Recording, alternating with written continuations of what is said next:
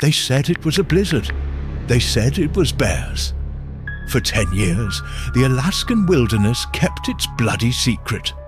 Now, the ice is thawing, and it's hungry again. What really happened at Tanvvic Point? Some truths are best left buried. Before I start the story, I would like to thank everyone who likes the channel and helps with likes and comments. Thank you very much. Tell me in which city you live and are watching the channel. A big hug to everyone, and let's go to today's video. The stale air of the lecture hall always seemed to amplify Jenna Lawrence's nerves, but today it felt particularly suffocating. Her fingers, usually nimble as they sifted through historical records or pieced together fragmented reports, trembled slightly as she adjusted the microphone. Before her, the academic review panel, a stoic trio of seasoned professors, regarded her with expressions ranging from polite disinterest to barely concealed skepticism. Dr. Albright, the head of the anthropology department, cleared his throat, a sound that seemed to echo Jenna's own internal anxieties. "Ms. Lawrence," he began, his voice dry as old parchment, "you've presented a compelling narrative. However, the official findings regarding the Tanvvic Point expedition 10 years ago are quite clear. A catastrophic unseasonal blizzard, followed by, regrettably, what appears to have been multiple aggressive polar bear encounters. Tragic, yes. Mysterious. Perhaps not as much as your hypothesis suggests." Jenna swallowed, her gaze sweeping over the projected image behind her. A grainy satellite photo of a desolate, snow-swept stretch of Alaskan coastline. Tanvvic Point. Even the name sent a familiar chill down her spine, a mixture of dread and an irresistible, almost dangerous curiosity that had consumed the last 5 years of her life. "With all due respect, Dr. Albright," she countered, her voice steadier than she felt, "the official report fails to account for the telemetry data from their weather balloon, which indicated clear skies less than an hour before the supposed freak blizzard. It doesn't explain the unusual dispersal pattern of the remains, nor the complete absence of any bear scat or DNA found conclusively at the primary site. And it certainly doesn't address the local indigenous legends of the area, legends that speak of—" Professor Davies, a renowned zoologist, cut her off with a dismissive wave of his hand. "Legends, Ms. Lawrence. We deal in peer-reviewed facts, not fireside stories.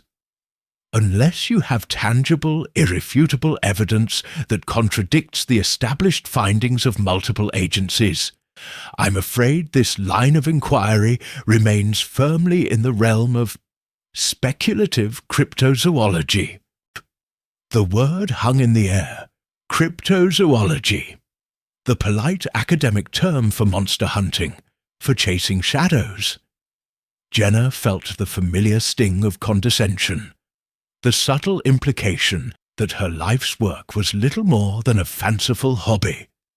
She had spent years meticulously gathering anecdotal accounts, cross-referencing obscure historical texts, and analyzing ambiguous ecological data from the region, all pointing to something far more disturbing than bears or bad weather at Tanvvic Point. But tangible, irrefutable evidence was the Holy Grail, deliberately buried, she believed, under layers of bureaucratic obfuscation. "My research is ongoing," she stated, trying to keep the frustration from her voice. It was no use. The panel exchanged knowing glances. The dismissal was palpable, a cold front sweeping through the already chilly room. Later that evening, the rejection still smarting, Jenna found solace in the familiar chaos of her small apartment. Books on folklore, zoology, and Arctic survival were stacked precariously on every available surface. Maps, crisscrossed with her own annotations and theories, covered one entire wall. This was her sanctuary, her war room. She brewed a cup of strong tea, the steam coiling into the cool air, and settled at her worn wooden desk. Her fingers traced the edges of a heavily redacted government file, acquired through less than official channels after months of persistent anonymous inquiries. Most of the pages were solid blocks of black ink, entire paragraphs, even full pages obliterated. But a few tantalizing phrases had escaped the censor's heavy hand. Phrases like unidentified biological signatures, extreme predatory behavior, and containment protocol Omega. Her gaze fell upon one specific internal memo, a single chilling word circled in red ink, a word that had haunted her sleep for weeks. Anomalous predator. Not bear, not wolf, not anything identifiable, just anomalous. What anomaly could have warranted such secrecy, such a thorough scrubbing of the official record? What predator stalked the frozen wastes of Tanvvic Point that the government was so desperate to hide? The official story felt like a thin sheet of ice, and Jenna was determined to find out what horrors lurked beneath. The dismissal by the panel only fueled her resolve. They wanted tangible evidence? She would find it. She had to. The whispers of Tanvvic Point were growing louder in her mind, and she knew, with a certainty that settled deep in her bones, that the truth was far more terrifying than anyone was prepared to believe. Her finger hovered over the faded print of the file, the word anomalous seeming to pulse with a dark energy. There had to be more. Somewhere, someone knew something that had slipped through the cracks of the official narrative. Jenna pushed the redacted file aside, the blacked-out text a constant reminder of the wall of secrecy she was up against. She ran a hand through her already dishevelled hair, the weight of the panel's dismissal pressing down on her. It wasn't just the academic scorn that bothered her. It was the gnawing fear that if she didn't uncover the truth, the thing responsible for the Tanvvic Point massacre would remain an unacknowledged horror, free to potentially strike again, its existence denied, its victims forgotten. She had to find a chink in the armor of denial, just as she was about to succumb to the exhaustion that always followed these intense periods of research and rejection. Her laptop, an aging model plastered with stickers from obscure scientific conferences, emitted a soft chime. A new email. Her breath caught. It wasn't from any of her usual contacts. The sender ID was a jumble of random letters and numbers, an untraceable ghost address. Her heart began to hammer against her ribs. This was how it usually started. The anonymous tip, the cryptic message, the breadcrumb leading down a rabbit hole. With a hesitant click, she opened the email. There was no text, no greeting, just a single attached file. The file name was equally cryptic, TP Final Transmission.au. Tanvvic Point, Final Transmission. A cold dread, mixed with a surge of adrenaline, coursed through her. Her fingers fumbled slightly as she downloaded it, her antivirus software flagging it as potentially suspicious, but she bypassed the warning. This felt too important. She plugged in her headphones, wanting to absorb every nuance, every whisper of sound, without the distractions of her city apartment. The file opened, and for a moment there was only static, a harsh, grating noise like the grinding of ancient ice. Then, cutting through the interference, a voice, young, male, laced with a terror so profound it made Jenna's own skin crawl. "Mayday! Mayday! This is Tanvvic Point Research Outpost. Does anyone read? Repeat, does anyone read?" The voice was strained, breathless. Behind it, Jenna could hear other sounds, frantic shouts, a tearing metallic screech, and something else. A low, guttural snarl that didn't belong to any known terrestrial animal. It's breached the perimeter!" Another voice screamed, further from the mic. "Oh God, Charlie, no!" The first voice returned, closer now, almost a sob. It's white, so fast. God, the eyes! There was a series of thuds, a wet, tearing sound that made Jenna flinch, and then a final choked gasp before the audio dissolved back into a roar of static, abruptly cutting off. Jenna ripped the headphones off, her hands shaking. The silence of her apartment felt deafening, the sounds from the recording still echoing in her mind. That wasn't a bear. That wasn't a blizzard. That was unadulterated terror, the sound of men being hunted, slaughtered. "It's white, so fast," the words replayed in her mind, painting a horrifying, albeit fragmented picture. An albino predator. Anomalous. She forced herself to look back at the email. Beneath the audio file attachment, a new line of text had appeared, as if materializing from the digital ether. A string of geographical coordinates, latitude and longitude. She quickly typed them into her mapping software. The pin dropped deep within the vast remote wilderness of Alaska, right in the heart of what the government had officially designated, shortly after the Tanvvic Point incident, as the Alaskan Biological Preserve. A preserve so strictly controlled, so off-limits to unauthorized personnel, it was more commonly known among fringe researchers like herself as the Alaskan Exclusion Zone. This was it.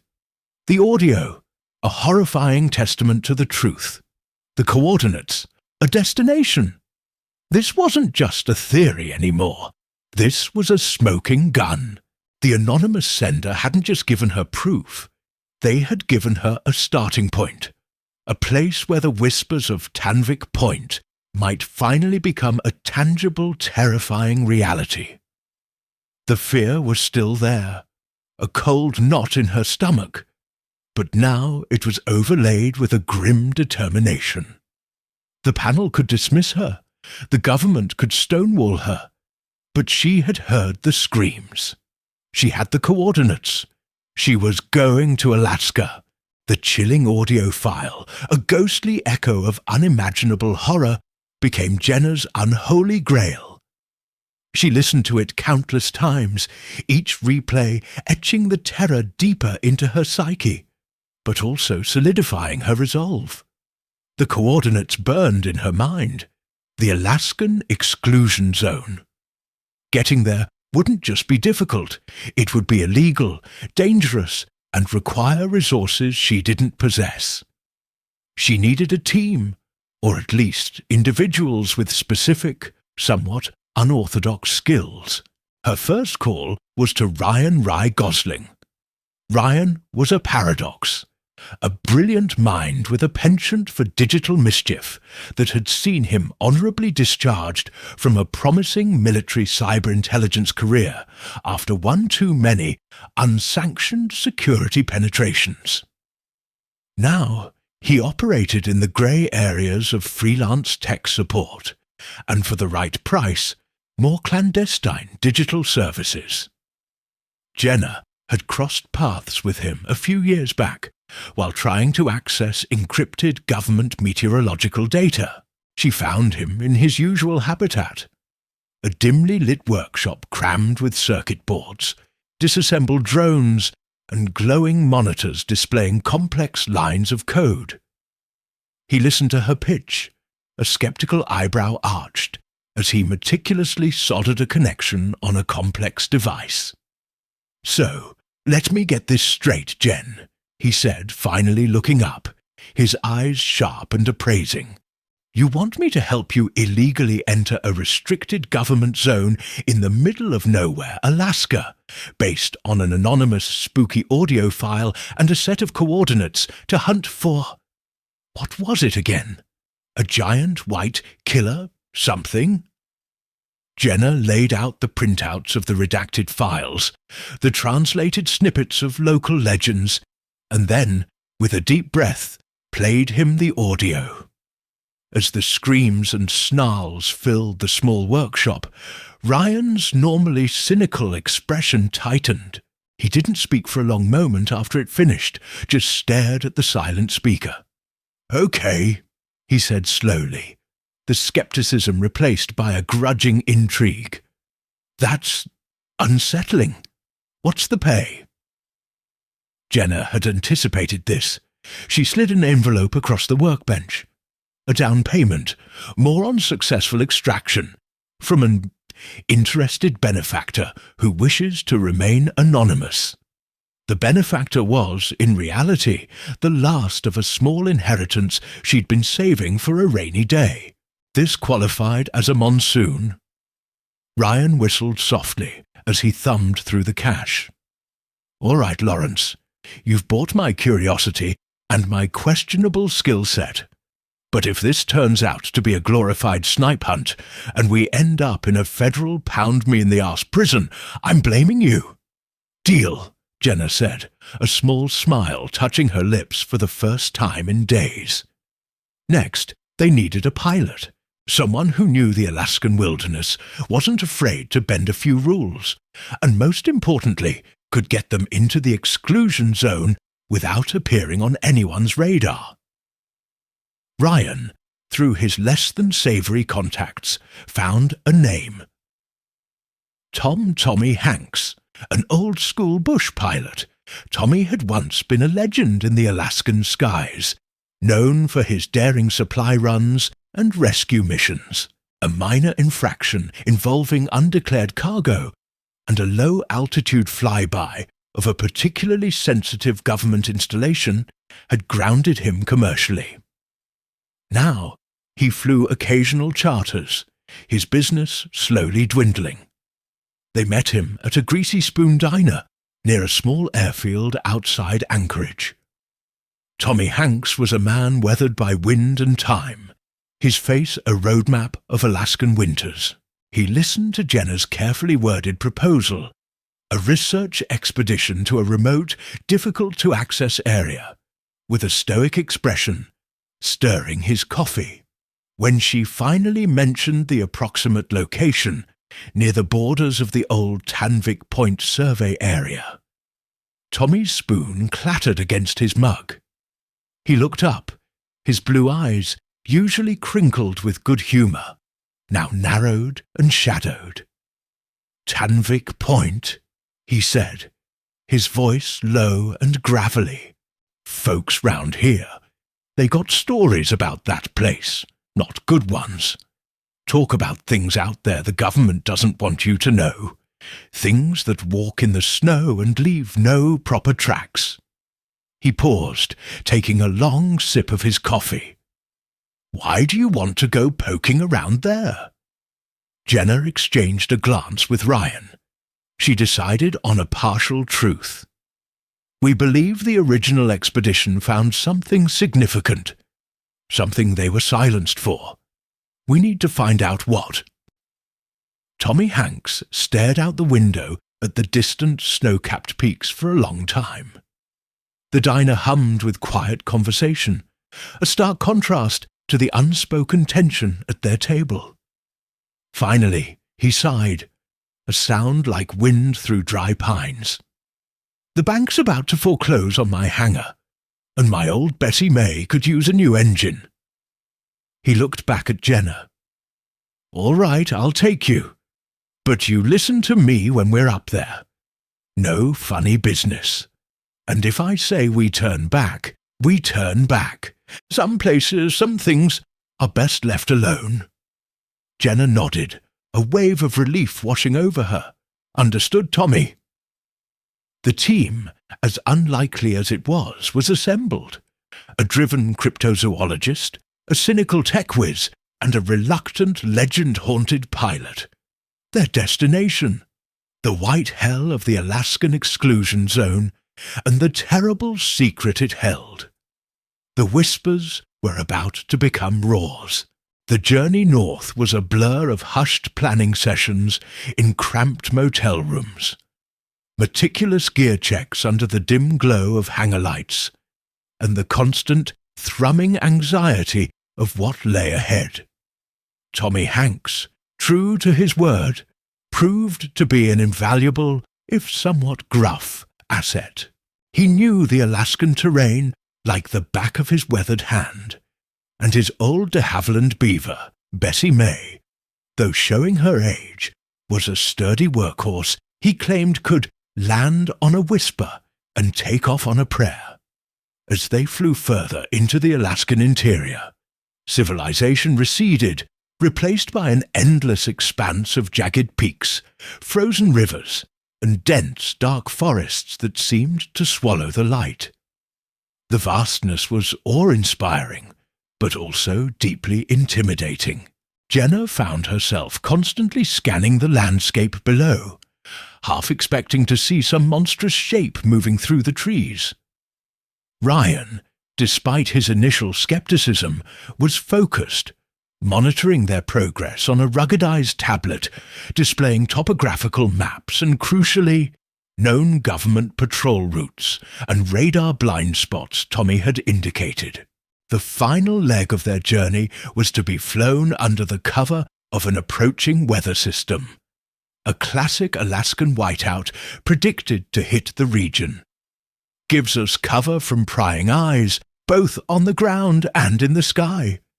Tommy had grunted, his gaze fixed on the swirling grey clouds ahead. But it also means if things go south, ain't nobody coming to look for us in a hurry. The flight into the exclusion zone was a masterclass in nerve-wracking precision. Tommy expertly navigated Bessie May through narrow mountain passes, keeping her low, the wingtips sometimes seeming to skim the snow-laden branches of ancient pines. The wind buffeted the small plane, and icy sleet began to lash against the cockpit window, reducing visibility to near zero. Jenna gripped her seat, her knuckles white, her stomach churning with a mixture of fear and anticipation.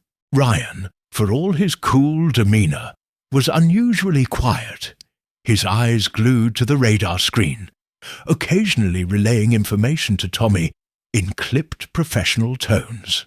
Approaching the designated landing zone, Tommy announced over the roar of the engine and the howling wind. "It's a frozen lake. Should be solid enough this time of year. But this landing's going to be sporty, folks. Hold on tight." He wrestled with the controls as powerful gusts threatened to throw them off course. Below, through a momentary break in the swirling snow, Jenna caught a glimpse of a flat, white expanse, the frozen lake. It looked impossibly small from their altitude. The plane bucked and dropped. Then, with a jarring thud and a long, screeching skid, Bessie May was down. The impact was harder than expected. They slid across the ice, snow spraying up around them, until finally lurching to a halt near the tree line. For a moment, there was only the sound of their ragged breathing and the dying whine of the engine. Then Tommy let out a shaky laugh. "Well, she ain't pretty, but she's down in one piece. Mostly." Jenna unbuckled her seatbelt, her legs feeling like jelly. "Good work, Tommy."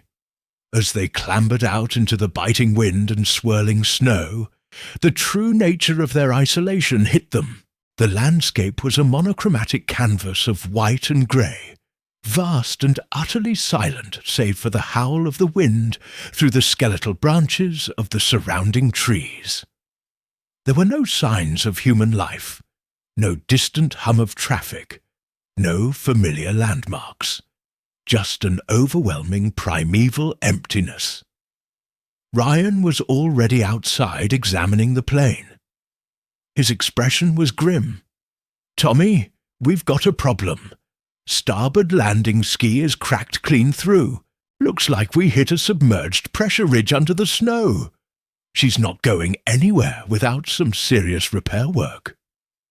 Tommy swore under his breath, running a hand over the damaged ski. "Damn it! Knew this old girl was getting temperamental. That's it then. We're grounded until we can figure something out. Or until this storm breaks and I can see if I can even radio for parts, which, given where we are, is a long shot. Stranded." The word hung in the frigid air. Their lifeline, their only way out, was crippled. They were deep inside the Alaskan exclusion zone, cut off, with a blizzard raging around them. Jenna looked out at the oppressive, snow-choked forest, a sudden, profound sense of vulnerability washing over her. The silence of this place, once just an observation, now felt actively hostile, as if the wilderness itself was watching them, waiting. Ryan, ever the pragmatist, began to unload their gear.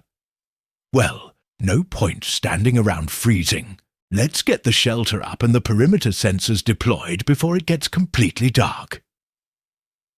The adventure had truly begun, and already the white hell of Alaska was showing its teeth.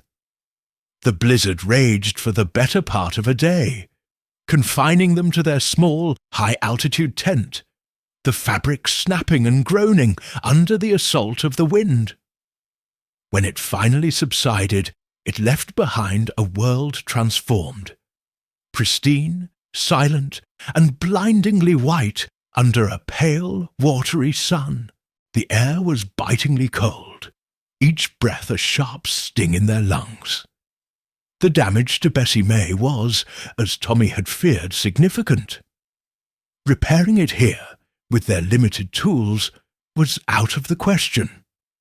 Their only hope was to find the original Tanvvic Point research outpost, retrieve whatever data or clues remained, and perhaps find a way to signal for an extraction. A dangerous proposition, given their illicit presence. Armed with GPS, thermal gear, and a healthy dose of trepidation, they set out, leaving Tommy with the plane, a satellite phone he was trying to coax back to life, and a heavy-gauge shotgun. The coordinates from the anonymous email led them deeper into a labyrinth of snow-choked valleys and dense coniferous forests. The going was tough. The fresh snow was deep, making each step an effort. Ryan, with his military training, took point, his senses on high alert, while Jenna constantly scanned their surroundings, her gaze sweeping from the forest edge to the snow at their feet. After several grueling hours, Ryan stopped, holding up a hand. "Tracks," he breathed, his voice hushed. Jenna moved to his side. There, pressed deep into a sheltered drift near a rock outcropping, were a series of massive prints. They were vaguely canine, but far too large for any wolf she knew. Each print was almost the size of a dinner plate, the claw marks long and deeply gouged into the compacted snow. They were not bear tracks. The shape was wrong, more elongated, almost hand-like in a disturbing way. A shiver traced its way down Jenna's spine. "What do you think?" she whispered, though she already knew, with a sickening certainty, what she was looking at. Ryan knelt, examining one of the prints closely. Big, heavy, and judging by the stride, bipedal, at least for a stretch here. He looked up at her, his earlier skepticism completely gone, replaced by a grim understanding. "This isn't in any zoology textbook I've ever seen, Jen." They followed the unsettling tracks, which led them over a low ridge. And then they saw it, or what was left of it, the Tanvvic Point research outpost. It wasn't a camp, it was a ruin, a scar on the pristine landscape. Prefabricated modules had been torn apart as if by a colossal can opener. Metal support beams were bent and twisted like pipe cleaners. Equipment lay scattered and broken, half buried in the snow. A profound, chilling silence hung over the scene, a testament to unimaginable violence. Jenna felt a wave of nausea. This was no bear attack. No storm could have done this. This was methodical destruction. She moved slowly through the wreckage, her boots crunching on frozen debris. Ryan was more practical, his eyes scanning for any immediate threats before he began to search for anything salvageable or informative. Near what might have once been the main communications tent, Jenna found it. A tattered leather-bound journal, its pages stiff with ice and stained with something dark. She carefully pried it open.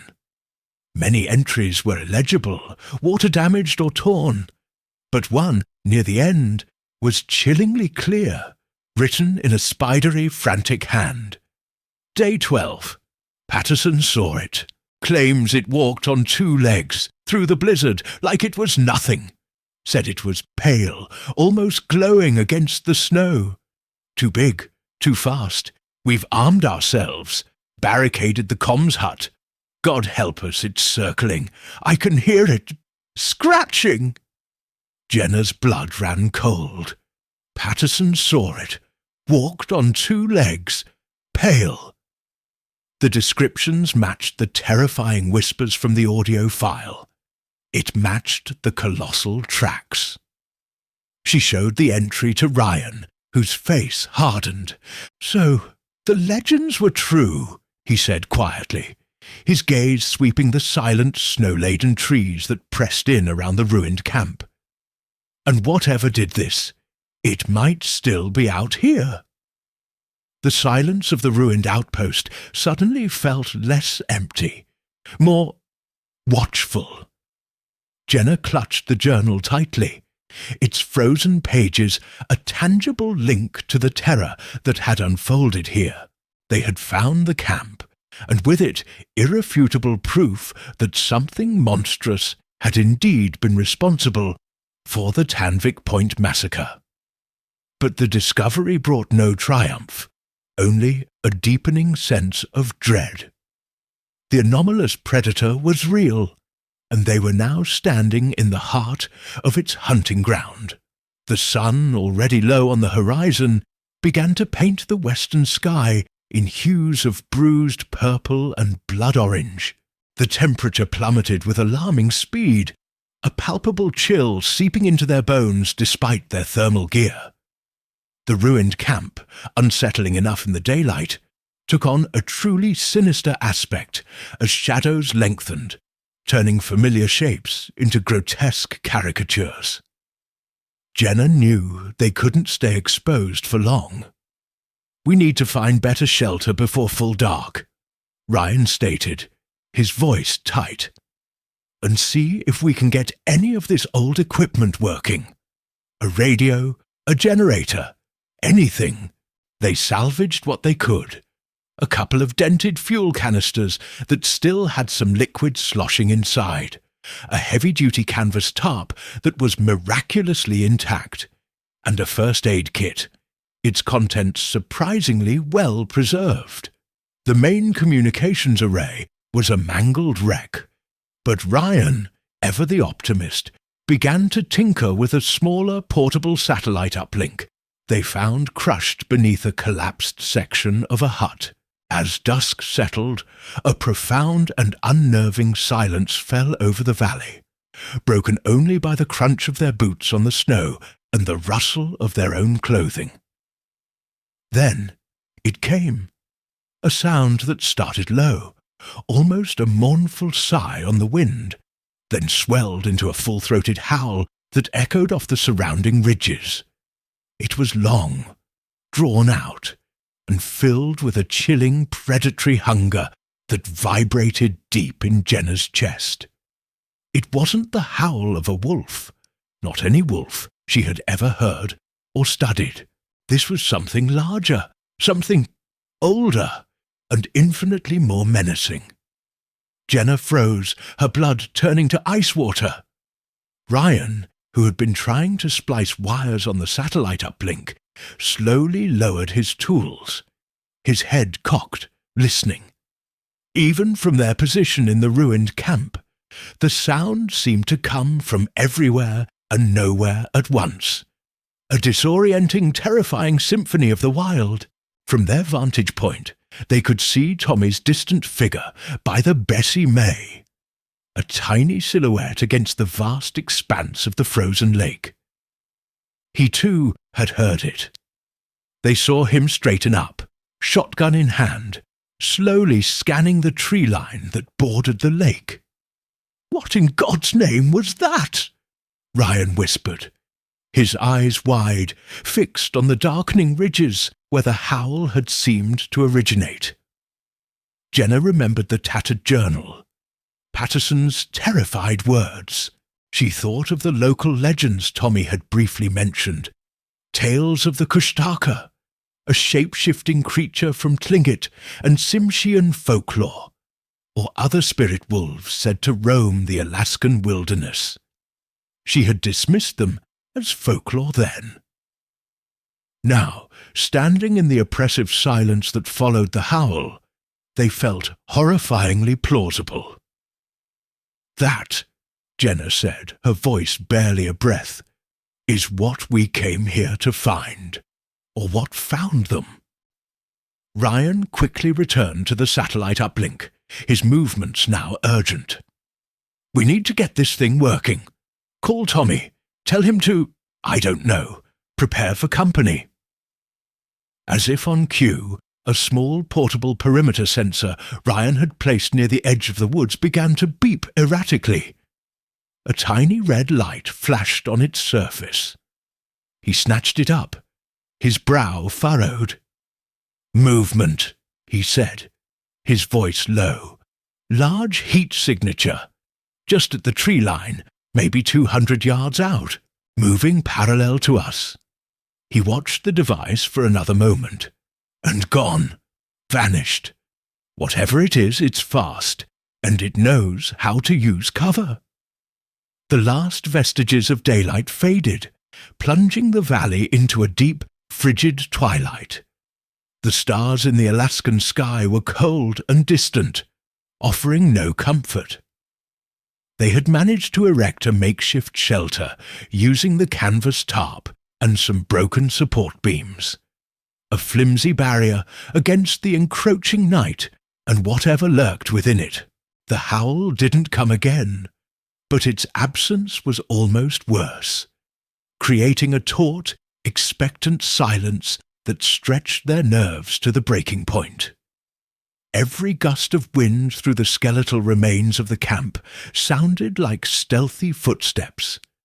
Every shadow seemed to conceal a lurking form. The game of cat and mouse had begun, and they were acutely aware of which role they were playing. The hours crawled by, each minute an eternity of listening, waiting. The cold was a relentless enemy, seeping through their layers of clothing, numbing fingers and toes. Jenna and Ryan took turns on watch.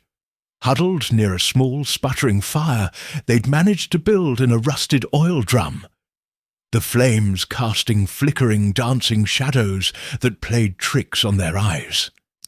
The satellite uplink remained stubbornly silent, despite Ryan's best efforts. Their connection to the outside world, to Tommy, was severed. It was during Jenna's watch, sometime in the dead of night, that the fragile peace was shattered. The wind had picked up again, whipping snow into swirling eddies that reduced visibility to mere feet. One of the makeshift supports for their tarp shelter began to flap violently, threatening to tear loose. "I've got it," Jenna muttered, more to herself than to Ryan, who was dozing fitfully nearby, his hand never far from the flare gun they'd salvaged. She pulled her hood tighter, bracing against the icy blast, and stepped out from under the tarp to secure the flapping corner. The world outside their meagre shelter was a maelstrom of white. Snow stung her eyes, and the wind roared in her ears, muffling other sounds. As she fumbled with the frozen rope, a sudden, almost imperceptible shift in the pattern of the swirling snow caught her eye. A fleeting darkness, a momentary void in the white chaos just beyond the edge of their firelight. Before she could process it, before she could even draw a proper breath to scream, it happened. A guttural snarl, explosive and shockingly close, ripped through the night. A colossal pale form erupted from the swirling snow, a blur of white fur and gleaming teeth. It was impossibly large, easily 9 feet tall, even on its haunches, its albino fur making it an almost perfect camouflage in the blizzard. Its eyes, however, were the most terrifying, a burning, intelligent crimson that seemed to glow with an internal, malevolent light. Jenna had only a split second to register the monstrous visage before it lunged. She stumbled back, a choked cry escaping her lips, but the creature was too fast. It wasn't aiming for her. Its massive clawed forelimb, thick as a tree trunk, shot out and slammed into the oil drum fire, scattering burning embers and plunging their immediate area into disorienting darkness. Ryan was instantly awake, shouting her name, scrambling for the flare gun. "Jenna, what's happening?" "It's here!" she screamed, scrambling backward on the icy ground. "It's—" The creature moved with terrifying speed and purpose. It ignored Jenna for the moment, its massive head turning, those glowing red eyes fixing on Ryan as he fumbled with the flare gun's mechanism in the sudden gloom. With another bone-chilling roar, it lunged towards him. Jenna saw it happen in what felt like slow motion. Ryan, finally getting the flare gun aimed, fired. The brilliant red projectile hissed through the air, striking the creature square in the chest. It let out a yelp of surprise and pain, recoiling slightly, the flare bouncing off its thick hide and igniting a patch of dry brush nearby, momentarily illuminating the horrifying scene. But the distraction was fleeting. The creature, enraged rather than seriously harmed, swatted the burning brush aside and closed the distance to Ryan. There was a sickening thud, a choked cry from Ryan, and then Jenna saw his form being lifted, then flung like a rag doll against the twisted metal remains of a research module. He hit it with a sickening crack and slumped to the ground, unmoving. "Ryan!" Jenna shrieked, her heart seizing with terror and despair. The albino beast turned its terrible crimson gaze back to her. It took a step, then another, its massive form blocking out what little light there was. This was it. This was how it ended. She was face to face with the anomalous predator, the white death of Tanvvic Point. The creature lowered its head, a low growl rumbling in its chest, its hot, fetid breath washing over her. It was savouring this moment, the hunter cornering its prey. A primal surge of adrenaline, a desperate instinct for survival, overrode Jenna's paralysing terror. As the monstrous albino werewolf loomed over her, its shadow a suffocating blanket, she reacted without conscious thought. Her hand, scrabbling in the snow, closed around a heavy, jagged piece of shrapnel from the ruined camp. A twisted shard of metal, perhaps from one of the destroyed modules. With a raw, guttural scream born of fury and fear, she lunged upward, plunging the makeshift weapon into the creature's exposed flank as it bent towards her. The beast let out an ear-splitting roar of pain and surprise, a sound that seemed to shake the very ground. It recoiled, swatting at its side, its crimson eyes blazing with renewed ferocity. Dark, almost black blood welled from the wound, stark against its pale fur. Jenna didn't wait to see its next move. She scrambled to her feet, her legs shaking so violently she could barely stand, and fled. She didn't know where she was going, only that she had to get away, to put distance between herself and that thing. She stumbled through the snow-choked wreckage of the camp, her breath tearing at her lungs, the image of Ryan's still form seared into her mind. Was he dead? She couldn't bear the thought, couldn't allow herself to process it, not now. Survival was the only imperative. Her frantic gaze fell upon what remained of the main communications hut. It was little more than a crumpled metal shell, half collapsed, but one section, reinforced with heavier plating, still seemed relatively intact. It was a desperate hope, a flimsy sanctuary, but it was all she had. She threw herself at the bent door, adrenaline lending her a strength she didn't know she possessed. It creaked open just enough for her to squeeze through into the cramped, freezing interior. The werewolf's enraged roars echoed behind her, closer now.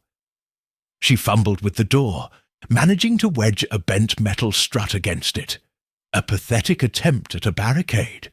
Darkness enveloped her, the only light filtering through cracks in the battered walls. The space smelled of rust, mildew, and old fear. She sank to the floor, her body trembling uncontrollably, her sobs racking her frame. Ryan, Tommy, this whole insane expedition. The sounds from outside were terrifyingly close. Heavy footsteps crunched in the snow, circling the hut. A low, guttural sniffing, like a giant predator scenting its prey. Then a soft, deliberate scratching at the metal walls, the sound of massive claws testing the flimsy barrier. Jenna pressed herself against the far wall, her eyes wide with terror, her breath held tight in her chest. Every scrape, every snuffle sent fresh waves of panic through her. She could hear its heavy breathing just outside, could almost feel its presence through the thin metal. She fumbled in her pockets, her numb fingers finding the small, powerful flashlight she always carried.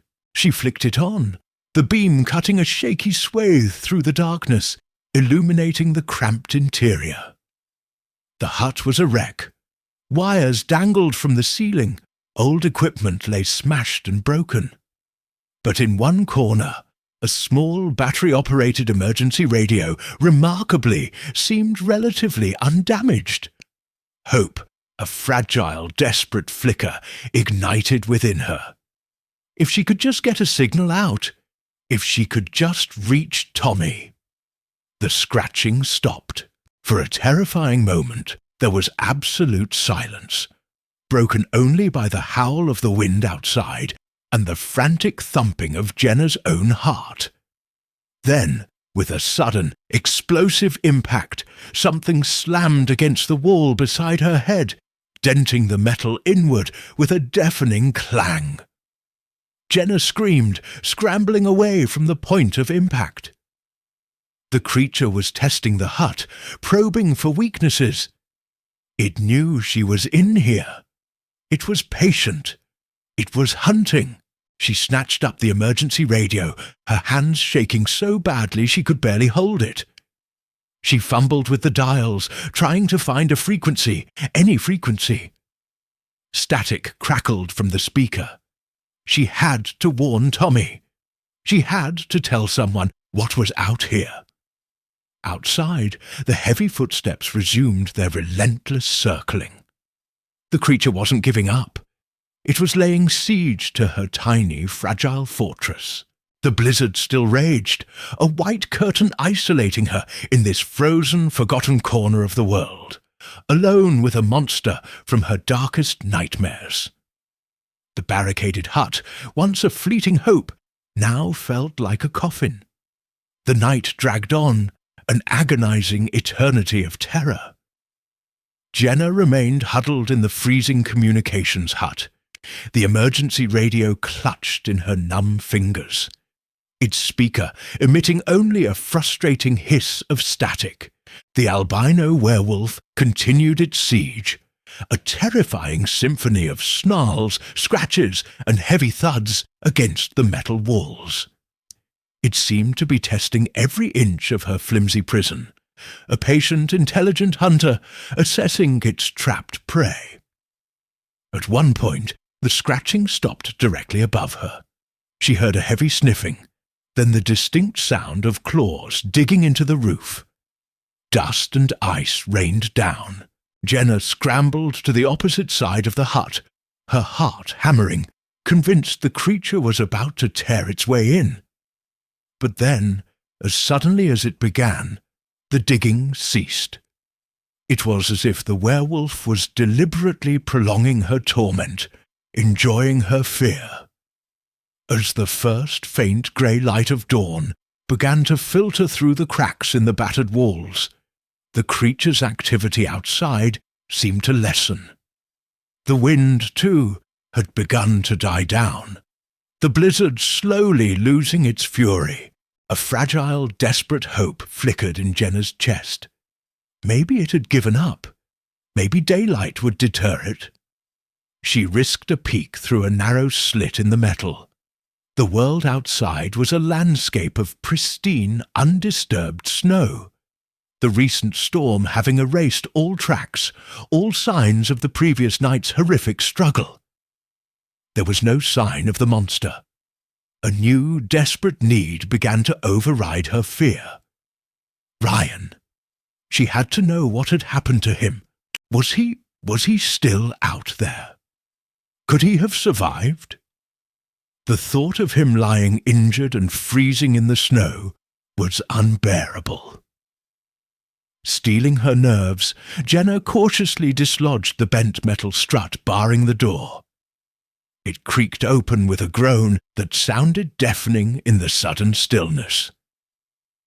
She peered out, her flashlight beam cutting a swathe through the dim morning light. Nothing. The ruined camp lay silent, shrouded in an eerie calm. She had to take the risk, clutching the jagged piece of metal shrapnel. Her only weapon, she slipped out of the hut. Every nerve ending screamed with tension. She moved slowly, cautiously, towards the area where she had last seen Ryan. The snow was deep, undisturbed. There was no sign of him, no bloodstains, nothing but the smooth white blanket left by the storm. A new, colder fear gripped her. Had the creature dragged him away?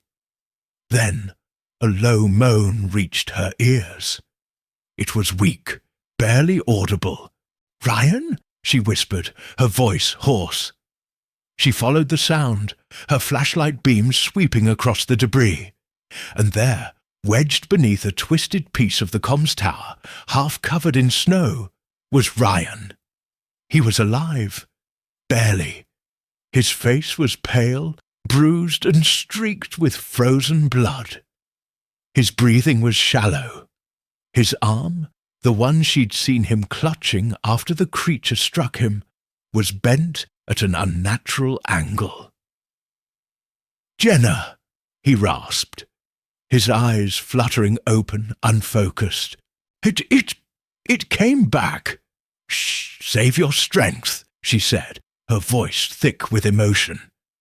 She knelt beside him, carefully brushing snow from his face. Relief, so profound it almost buckled her knees, washed over her, quickly followed by a fresh wave of urgency. He was badly injured. He needed help, warmth, medical attention they couldn't provide. Suddenly, Ryan's eyes widened, focusing on something over her shoulder. Jenna! Behind you! She spun around, her makeshift weapon raised. The albino werewolf stood not 20 feet away, at the edge of the tree line, partially concealed by the shadows of the dense forest. It wasn't attacking. It was just watching them. Its crimson eyes seemed to hold a chilling intelligence, a predatory amusement. It was as if it had deliberately allowed her to find Ryan, as if this was all part of its horrifying game. With a guttural snarl that was more a sound of satisfaction than aggression, it took a deliberate step forward. Jenna grabbed Ryan, trying to pull him. "We have to move, now!" But Ryan cried out in pain, his injured arm clearly making movement agonizing. The creature took another slow, deliberate step. It wasn't rushing. It knew they were trapped. It knew Ryan was injured. It was savoring their terror, drawing out the hunt. Desperate, Jenna fumbled for the flare gun, which Ryan had somehow managed to keep hold of. Her hands were shaking so badly she almost dropped it. She aimed it at the creature, her finger on the trigger. "Get back!" she screamed, her voice cracking. "Get back, you monster!" The werewolf merely tilted its massive head, its crimson eyes fixed on her, a silent, terrifying challenge. It was then, in that moment of dreadful clarity, that Jenna understood. This wasn't just a mindless beast driven by hunger. This was an intelligent, sadistic predator, and they were its unwilling playthings in a deadly, terrifying game. The fight for survival had just become infinitely more horrifying. The flare hissed from the gun, a streak of angry red against the grey Alaskan morning. It wasn't aimed to hit. It was a desperate attempt to startle, to buy them a precious few seconds. The projectile exploded harmlessly against the trunk of a thick spruce a few feet from the albino werewolf. The creature didn't even flinch, its crimson gaze remaining locked on Jenna, a silent mockery of her futile defiance. It began to advance, no longer with slow, deliberate steps, but with a terrifying fluid grace, its massive paws barely disturbing the deep snow. Each movement was economical, powerful, the epitome of a perfect predator. "Jenna! The generator!" Ryan gasped, his face contorted in pain. "The old outpost! It had a backup! Diesel! If we can get it started, lights, maybe noise."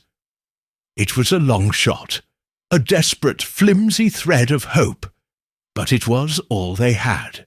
The main generator shed, a slightly more robust structure than the other ruined modules, was about 30 yards away, across an open, snow-covered space. Reaching it would be a suicidal run. "Stay here! Try to stay hidden!" Jenna yelled, though she knew how pointless the words were. She couldn't carry him, not with the creature closing in. She had to create a diversion. With a defiant scream, she charged, not at the generator shed, but directly towards the werewolf, waving her arms, trying to make herself a more immediate, more annoying target. It was a fool's gambit, a moth flying into a monstrous flame. The creature paused, momentarily surprised by her audacity. Its massive head tilted, those intelligent, malevolent eyes narrowing. It let out a low, guttural growl, a sound that promised immense pain. Jenna didn't stop. She veered at the last second, scrambling past the monster, which swiped at her with a clawed paw. She felt a searing pain as claws tore through her parka sleeve and grazed her arm, drawing blood. But she was past it. She sprinted for the generator shed, her lungs burning, her injured arm throbbing. Behind her, she heard the werewolf roar in frustration, then the heavy thud of its paws as it gave chase. It was faster than her, much faster. She wouldn't make it. She risked a glance over her shoulder. The creature was gaining, its massive form bounding through the snow, a pale spectre of death. Its jaws were open, revealing rows of dagger-like teeth. Then salvation, or at least a momentary reprieve, came from an unexpected source. Ryan, with a surge of adrenaline-fueled strength, had managed to drag himself a few feet and find a discarded metal pole. With a desperate cry, he hurled it. The pole spun end over end, clattering harmlessly off the creature's thick hide, but it was enough. The werewolf, momentarily distracted by the new annoyance, paused, turning its head towards Ryan. That split second was all Jenna needed. She reached the generator shed, wrenched open the frozen door, and stumbled inside, slamming it shut and fumbling with the rusty latch. The shed was dark, cramped, and reeked of diesel and decay. The generator itself was a hulking ancient machine. Could it even start? She found the fuel line, connected one of the canisters they'd salvaged. Her hands, slick with her own blood and trembling uncontrollably, fumbled with the starter cord. Outside, the werewolf slammed against the door with a force that shook the entire shed. The wood splintered. It wouldn't hold for long. She pulled the cord. Nothing but a wheezing cough from the engine. Again, a sputter. The creature outside roared, a sound of pure, unadulterated rage, and slammed against the door again. A hinge tore loose. "Please, please, please!" Jenna chanted, tears of desperation streaming down her face, mixing with the blood from her arm. She gave the cord one last, desperate two-handed yank with all her remaining strength. The engine coughed, sputtered, then, with a deafening roar, it caught. It chugged, then settled into a rough, noisy rhythm. Lights flickered on inside the shed, a single bare bulb swinging precariously. More importantly, outside, a series of floodlights mounted on poles around the ruined camp, miraculously still wired, sputtered to life, casting harsh, stark illumination across the snow-covered devastation. The sudden blaze of light and the cacophony of the generator seemed to startle the werewolf. Jenna heard it back away from the door, letting out an uncertain growl. But her small victory was short-lived. The generator, ancient and neglected, began to cough and sputter. The lights flickered violently. With a final wheezing gasp, the engine died. The shed and the world outside was plunged back into the dim, grey morning light. The silence that followed was more terrifying than the noise. Jenna slumped against the cold metal of the dead generator, utter despair washing over her. They had tried. They had failed. Ryan was out there, injured. The creature was out there, enraged. Her arm throbbed, the cold was seeping back in, and all hope seemed to extinguish like the dying generator. This was their darkest night, even though the sun had nominally risen. This was the end. Her hand, resting on the grimy surface of the generator, brushed against something tucked into a crevice. The old tattered journal from the original expedition. She had stuffed it there for safekeeping during her frantic dash. With numb fingers, she pulled it out. Its pages were stiff, many stuck together.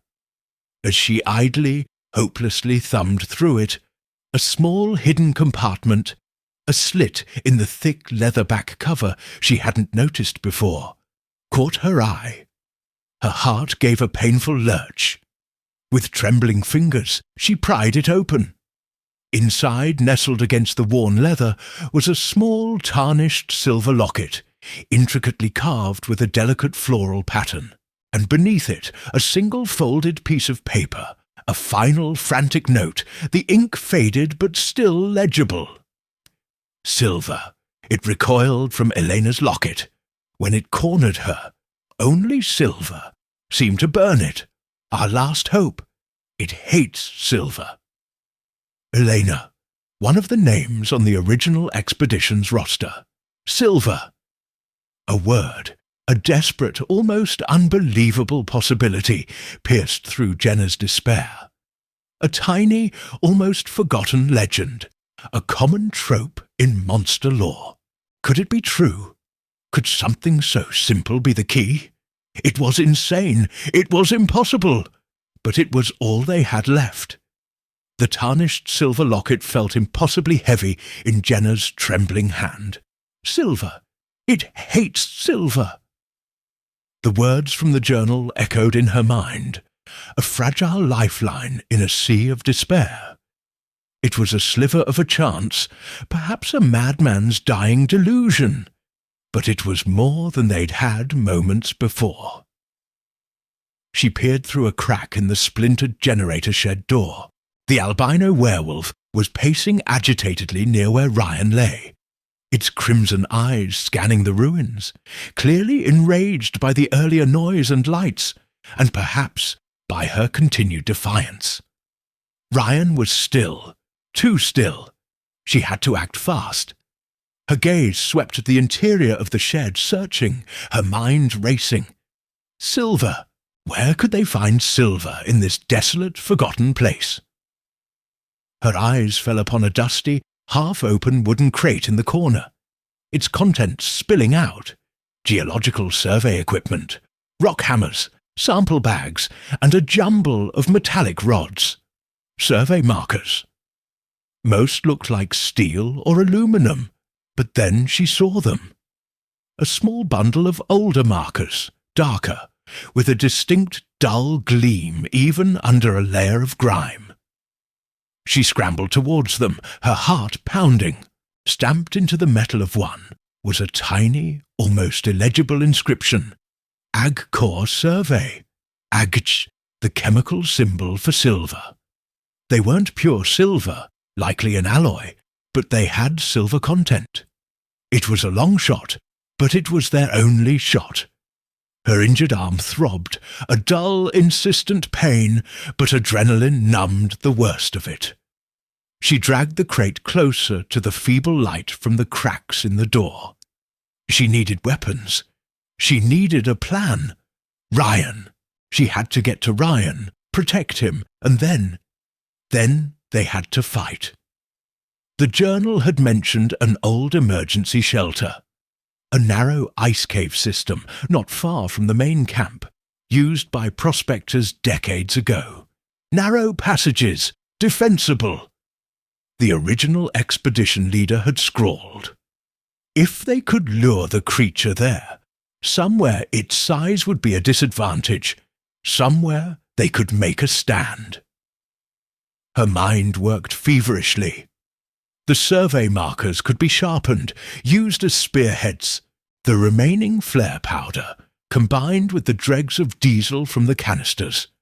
A makeshift explosive, packed with silver-laced shrapnel.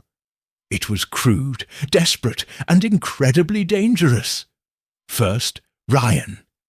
She had to get him to safety, or at least to a more defensible position. Taking a deep breath, she cautiously opened the shed door.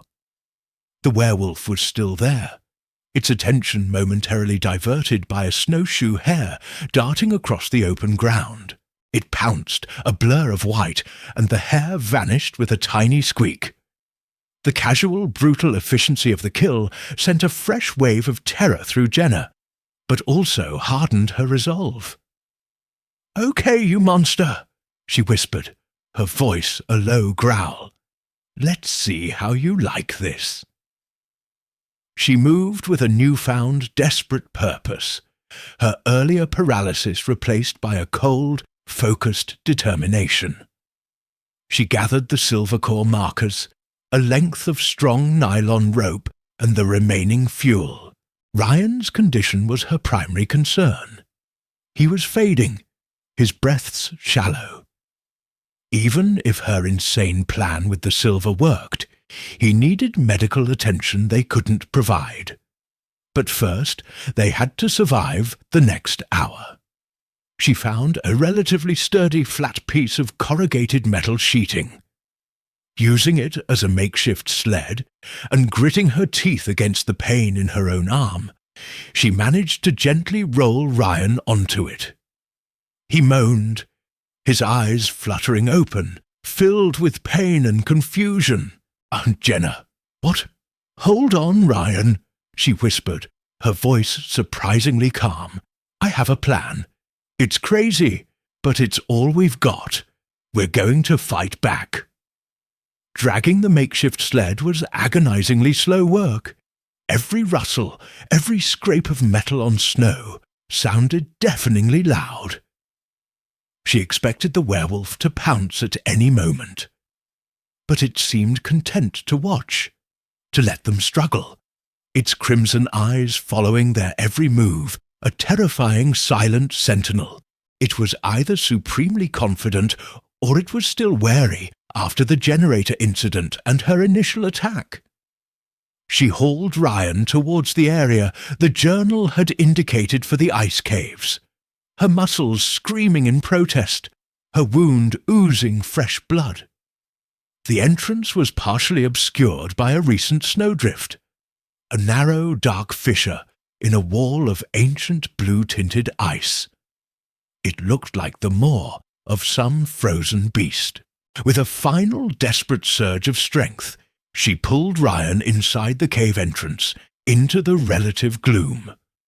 The air inside was frigid still, and carried the faint metallic scent of old ice. It was a claustrophobic alien world. Now for the bait. She had to lure the creature in. And she knew, with a chilling certainty, that the only bait it would reliably follow was her. Jenna left Ryan propped against a relatively smooth wall of ice near the cave entrance, the silver locket clutched in his hand. "If it gets past me," she whispered, her voice hoarse, "use this. Press it against it."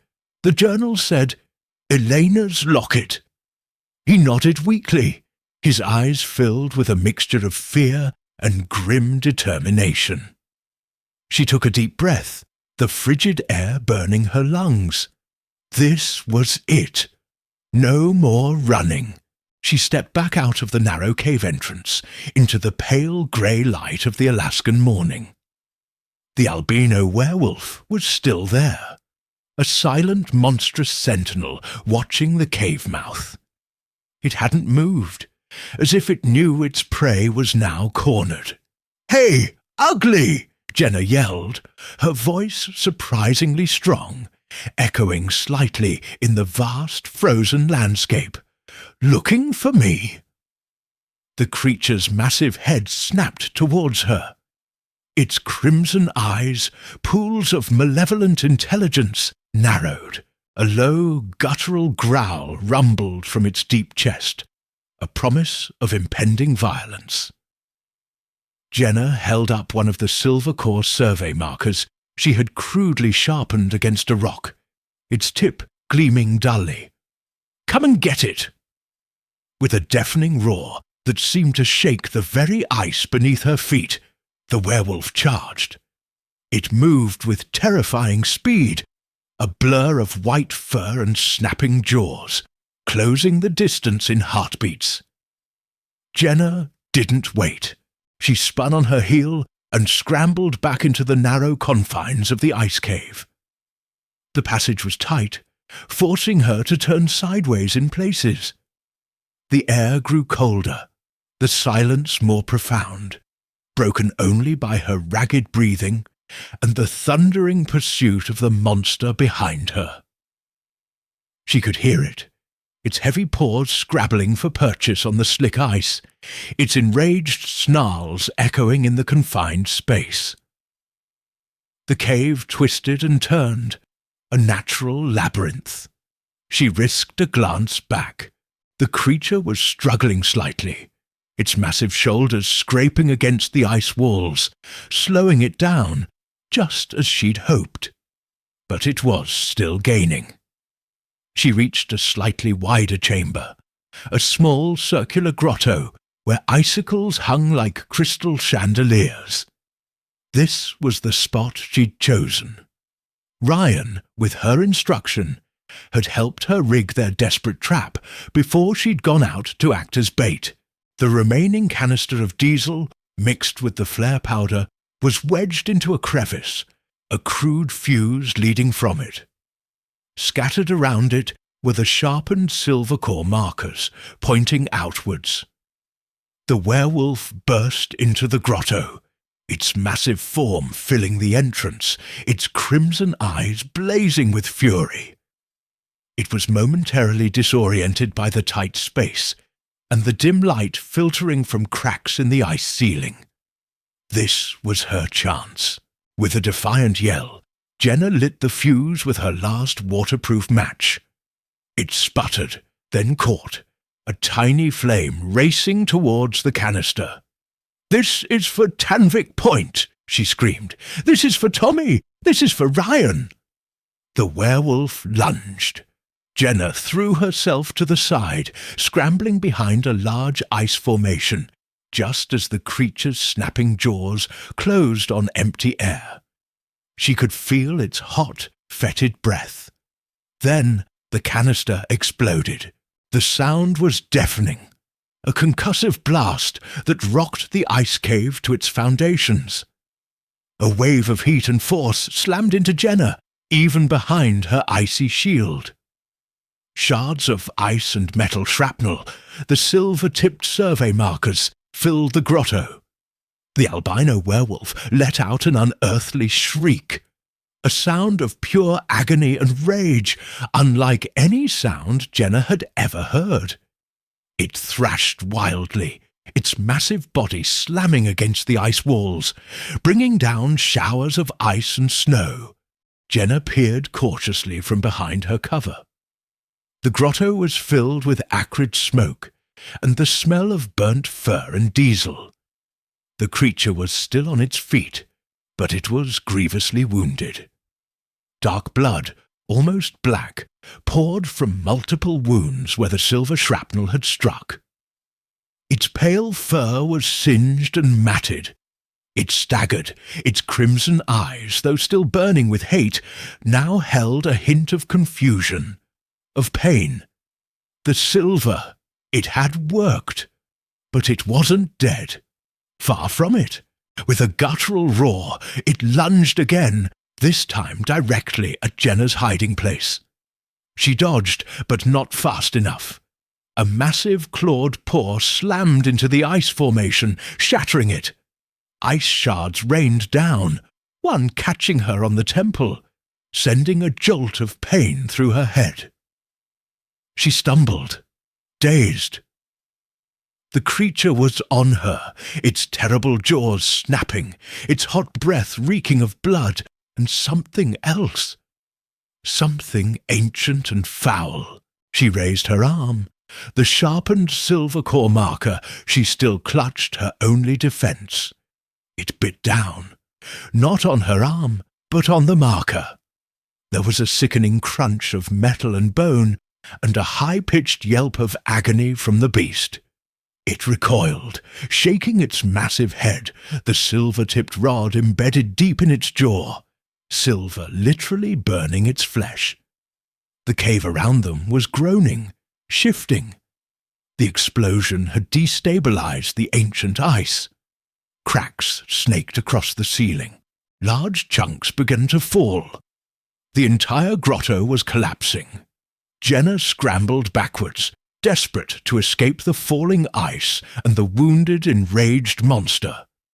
The werewolf, maddened by pain and the burning silver in its mouth, thrashed wildly, bringing down more of the ceiling. A huge slab of ice, tons of it, broke free and slammed down directly where the creature stood. There was a horrific, crushing sound, followed by a final choked-off roar. Then an eerie, echoing silence, broken only by the continued creaking and groaning of the destabilized ice cave. The hunt, it seemed, was finally over. Jenna lay gasping on the icy floor, her body screaming in protest, her head throbbing from the blow. Dust and fine snow filled the air, making it difficult to breathe. The ice cave was groaning around her like a dying beast.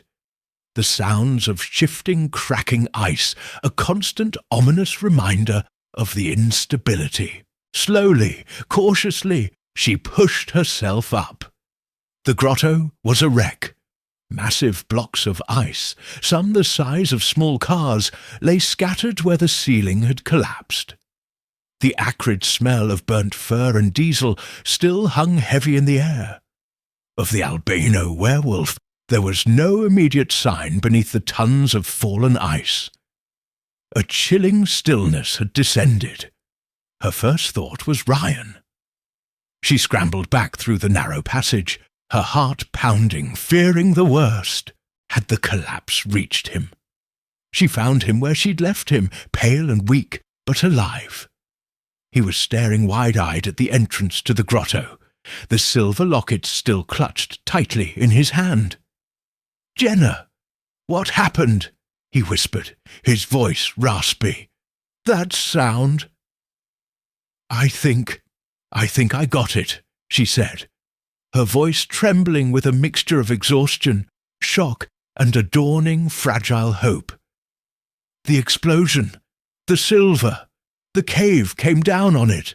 She helped Ryan to sit up, his face etched with pain.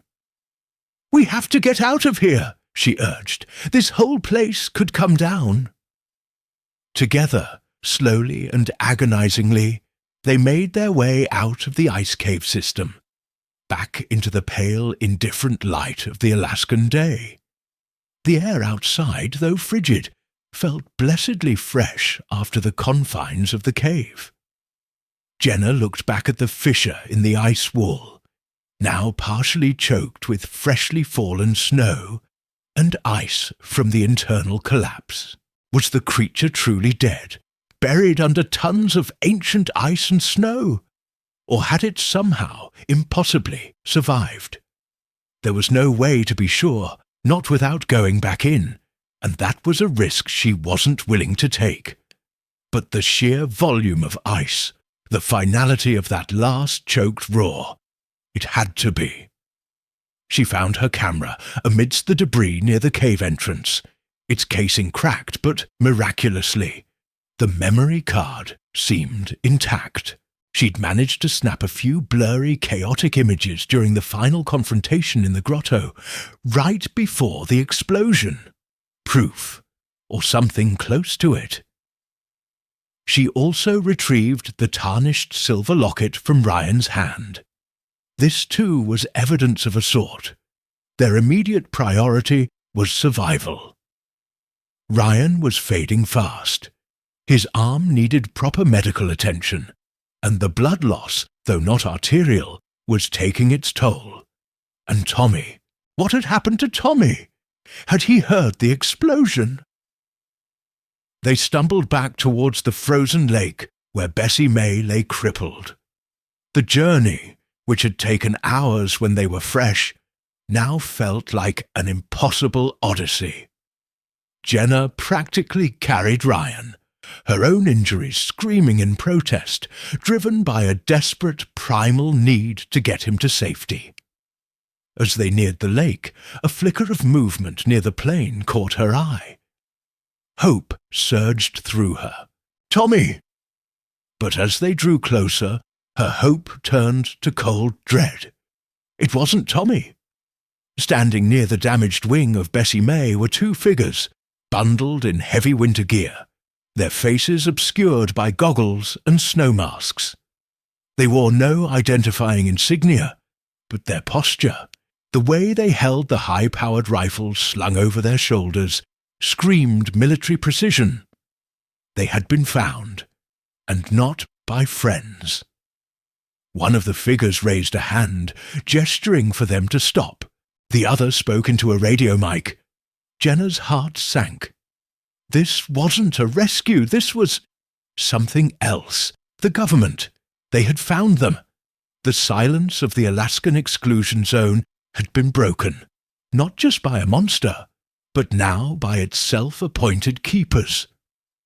Weeks later, the sterile scent of antiseptic and the rhythmic beep of a heart monitor were the first things Jenna registered as she drifted back to consciousness. She was in a bed, a real bed, soft and warm. Her arm was bandaged, her head ached dully, but the overwhelming bone-deep exhaustion was beginning to recede. She tried to sit up, a wave of dizziness washing over her. A woman in a crisp, unadorned uniform, her expression neutral, entered the room. "Miss Lawrence, good to see you're awake. You've been through quite an ordeal." "Ryan," Jenna rasped, her throat dry. "Is Ryan okay? And Tommy Hanks, our pilot?" "Mr. Gosling is stable," the woman replied, her voice devoid of emotion. "He's receiving excellent care. As for Mr. Hanks, regrettably, it appears he succumbed to the extreme weather conditions before our team could reach him. A tragic loss." A cold knot formed in Jenna's stomach. Tommy, dead, succumbed to the weather. It didn't feel right. He was a seasoned Alaskan. But the woman's flat tone brooked no argument. "Where am I?" Jenna asked.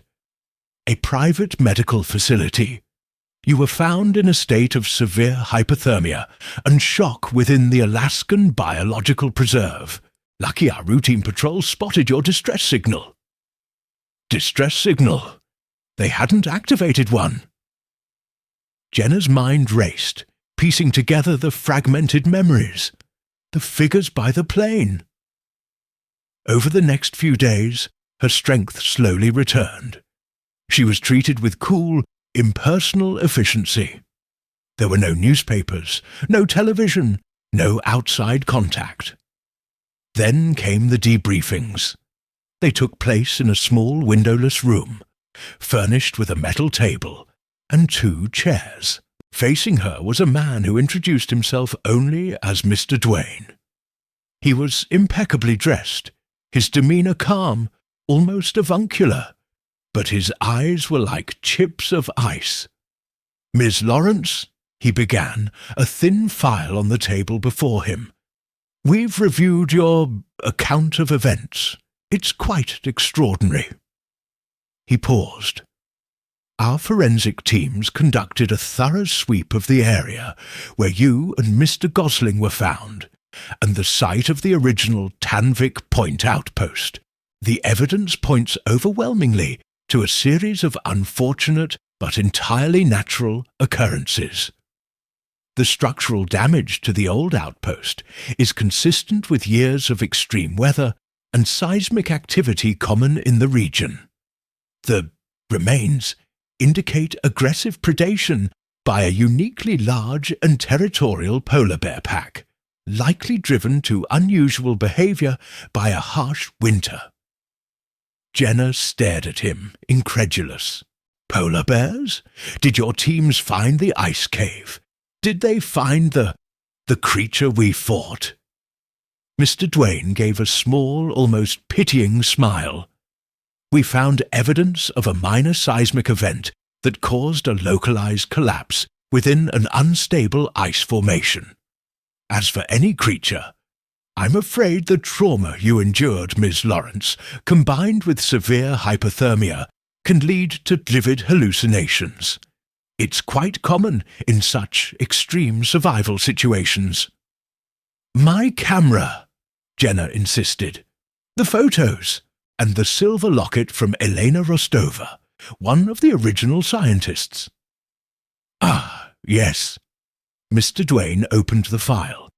"Your camera, regrettably, suffered severe internal damage from the cold and impact. The memory card was corrupted. Unsalvageable, I'm afraid. The locket is an interesting artifact, certainly, Likely a personal trinket. We've logged it.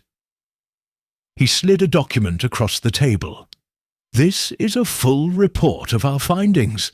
You'll also find a generous compensation package for the trauma you and Mr. Gosling endured, and for the loss of Mr. Hanks, along with a standard non-disclosure agreement regarding your unauthorized presence in a restricted federal zone.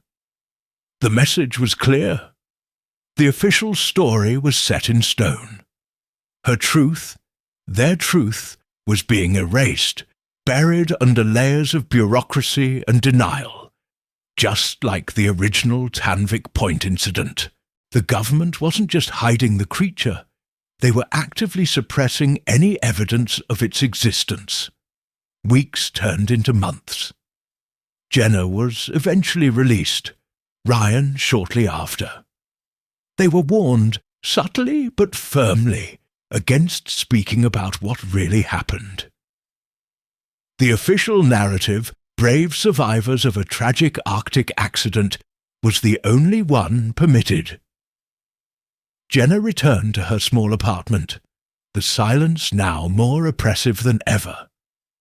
The world felt muted, unreal.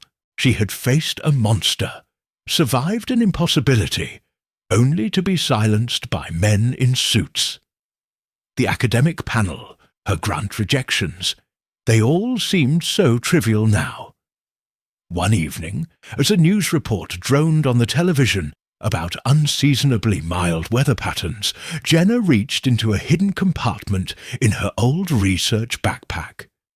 Her fingers closed around something small, hard and cold. She pulled it out. It was a tooth, a single, massive, dagger-like tooth, unnaturally white, its root splintered. She had prized it from the wreckage of the generator shed door, where the creature had slammed against it. A tiny piece of the monster she had managed to hide from Mr. Duane's thorough teams. She held it up to the light, its polished surface gleaming faintly. It was real. The anomalous predator was real. The horror was real. The news report on the television changed. A new anchor was speaking. And in other news, wildlife officials in a remote northern national park are investigating a series of unusual animal disappearances and strange tracks reported by local hikers. Authorities are urging caution, but state there is currently no cause for alarm. Jenna's gaze flickered from the tooth in her hand to the television screen, then out her window, across the sprawling, unsuspecting city. No cause for alarm. A chilling smile touched her lips, devoid of humour. The locket was logged as a trinket. Her photos were corrupted. Tommy was a victim of the weather, and she and Ryan were traumatized survivors of a bear attack. But she knew the truth that slept uneasily beneath the official lies, beneath the pristine snows of the Alaskan exclusion zone, and perhaps now was stirring in other remote corners of the world. The whispers of Tanvvic Point hadn't been silenced. They had merely found a new voice, hers, and one day she would make them heard. The fight wasn't over, it was just beginning. Okay, today's story ends here. Did you like it? So leave a like and see you in the next video.